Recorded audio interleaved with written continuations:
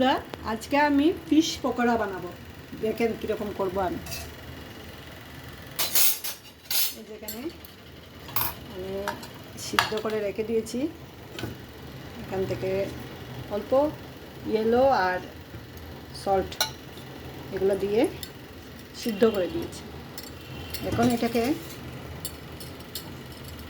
কাঁটাটা বের করে নেব।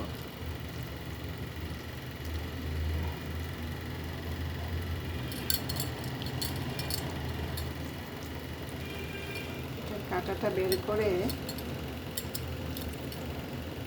এটার জন্য সবগুলো পিস দেওয়া যাবে না, পেটিগুলোই দিতে লাগবে।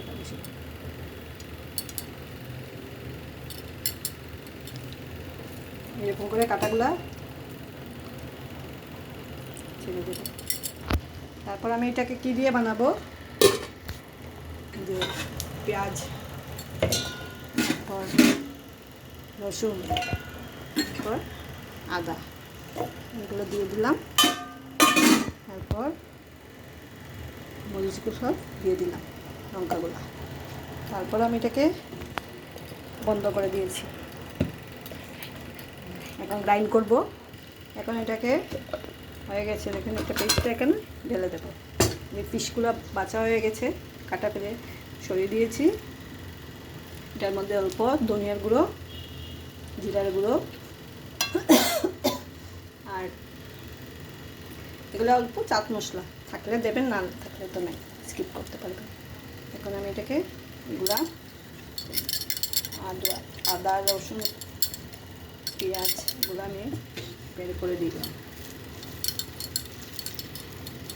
হলুদ তো আগে দিয়ে দিয়েছিলাম, অল্প করে দেবো, আর দিয়ে দেবো অল্প করে।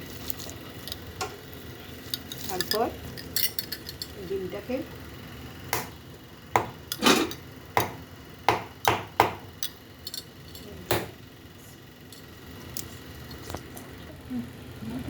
একটাকে আমি ভেঙে দিয়ে দিলাম এটার মধ্যে।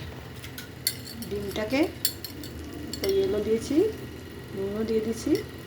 তারপর এটাকে মাখবো ভালো করে। অল্প এগুলো আটার গুঁড়া, এগুলো পাউডারটা আটার, আশীর্বাদ আটা বলবেন আর যেগুলো বলতে পারেন, অল্প স্কিপ করবেন। তারপর এটার মধ্যে অল্প সুজি ভিজিয়ে রেখেছিলাম, সুজিগুলো দিয়ে দিচ্ছি।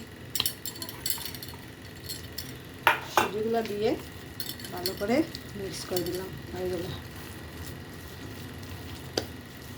কর্নফ্লাওয়ার দেওয়া যাবে, কিন্তু আমার ঘরের যেগুলো জিনিস থাকে এগুলো দিয়েই বানাচ্ছি, আর কিছু এক্সট্রা কিছু দেওয়ার প্রয়োজন নাই।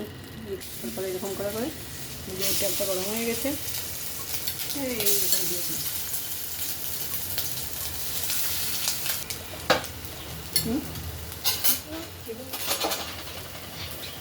এইটাকে ডিপ করার জন্য প্রথমে অয়েলটাকে একটু ডিপ করে নেবে।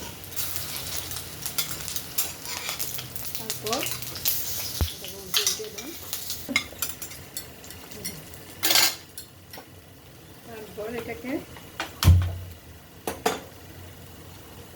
ভাজা হয়ে গেছে,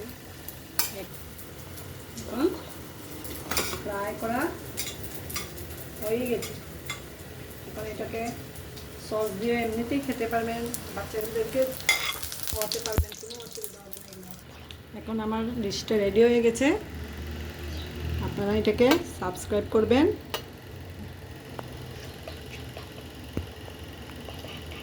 বাই বাই, টাটা।